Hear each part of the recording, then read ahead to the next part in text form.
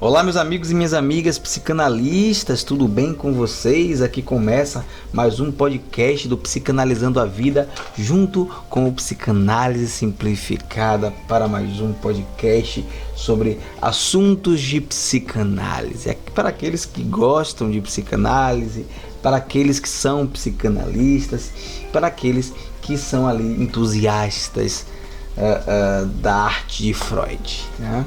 Psicanálise não é só um estudo, uma ciência, mas também uma arte.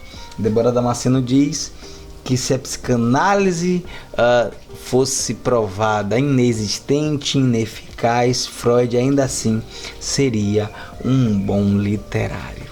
Então, vamos dar início a mais um assunto de psicanálise e hoje trazendo mais um caso clínico, em específico, o Homem dos Lobos. Vamos lá?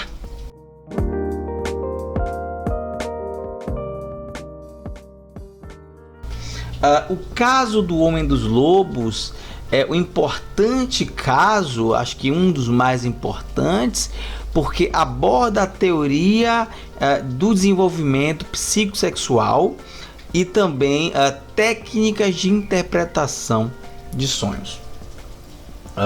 O Homem dos Lobos, que o seu verdadeiro nome seria Sergei Bukhjef, foi levado pelo próprio médico Freud, pelo próprio psicanalista Freud, em 1910, para tratar a sua depressão. Era uma depressão debilitante, uma depressão que o deixava quase que paralisado. Havia também algumas outras mazelas além da paralisia, existia ali uma incapacidade de evacuar, uma dificuldade de urinar.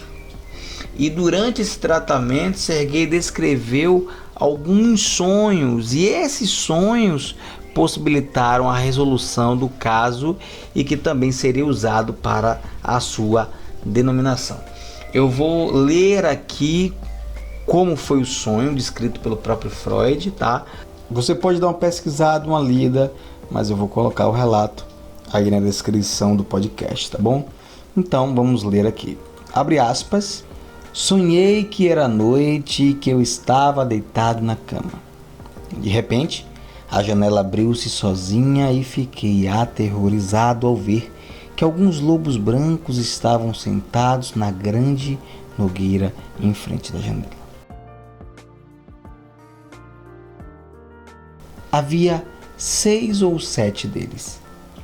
Os lobos eram muito brancos e pareciam-se mais com raposas ou cães pastores, pois tinham caudas grandes como as raposas e orelhas empinadas como cães quando prestam atenção a algo. Com grande terror, evidentemente de ser comido pelos lobos, gritei e acordei. Minha babá correu até minha cama para ver o que me havia acontecido. Levou muito tempo até que me convencesse de que fora apenas um sonho. Tivera uma imagem tão clara e vívida da janela a abrir-se e dos lobos sentados na árvore. Por fim, acalmei-me, senti-me como se houvesse escapado de algum perigo e voltei a dormir. Fecha aspas. O sonho de Sergei, ele era extremamente condensado, haviam elementos extremamente condensados e invertidos, o que revelou a Freud que Sergei teria testemunhado o ato, a cena primária, do latim coitus mori ferarum, ou intercurso sexual à maneira das feras. O que é que isso quer dizer? Sergei viu os pais tendo relações sexuais. Para Sergei, a cena era enigmática. Imagine o filho ver os pais tendo relações sexuais com aquela idade, né? Agora, quando ele viu o ato, ele compreendeu o ato como violência do pai contra a mãe, mas ao mesmo tempo isso provocou nele excitação sexual.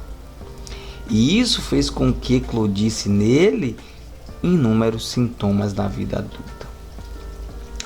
Depois de 4 anos de tratamento, Freud considerou Sergei curado.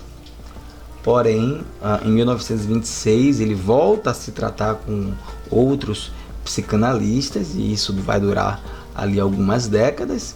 E lá em 1970 ele concede uma série de entrevistas que se torna o livro Conversas com o Homem dos Lobos, e nele ele relata que nunca se sentiu curado.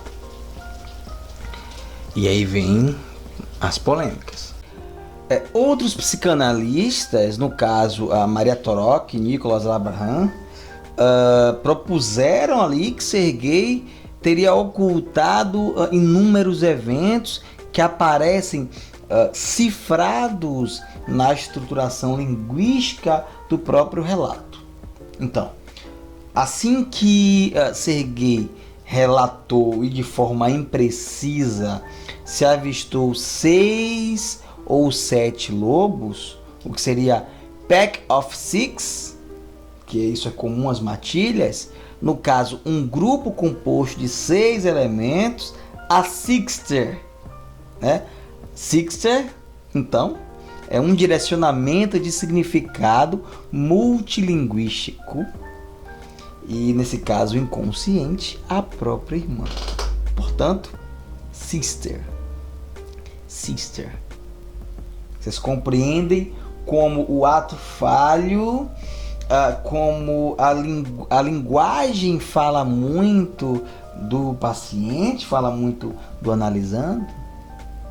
E isso colocaria a irmã de Sergei no centro da trama objetal, e não o pai, como Freud imaginou no passado.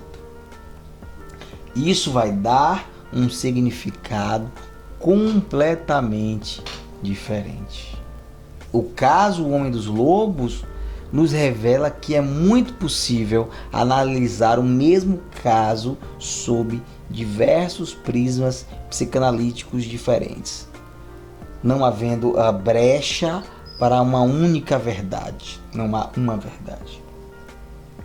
Respeitem as variações psicanalíticas, sendo psicanálise no caso. Não estou falando das pseudociências e nem das loucuras que algumas pessoas encaixam dentro da psicanálise, mas estou falando sobre as interpretações psicanalíticas, sobre os inúmeros autores. Há sim um caminho para inúmeros saberes, há sim um caminho que nos leva à cura de forma variada. Se eu tenho vários caminhos, eu tenho várias portas que vão abrir para a cura. O importante é que o nosso analisando, o nosso paciente, ele saia bem, ele saia feliz, ele saia curado.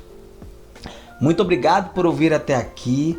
Valeu por mais um podcast. É por vocês que eu estou aqui falando, pesquisando, lendo e estudando tanto, porque eu amo psicanálise e amo falar sobre psicanálise. Muito obrigado e até o próximo podcast do Psicanalizando a Vida. Valeu e até mais. Tchau, tchau.